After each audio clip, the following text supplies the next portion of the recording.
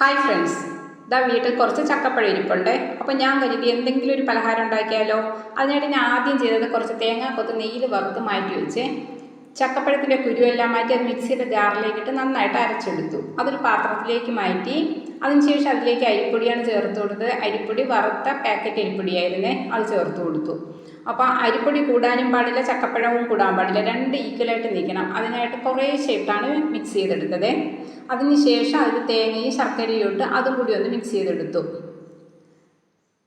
ഇതെല്ലാം മിക്സ് ചെയ്തതിന് ശേഷം മാത്രമാണ് നമ്മൾ നെയ്യിൽ വറുത്ത തേങ്ങാക്കൊത്തും കൂടെ ചേർത്ത് കൊടുത്തത്.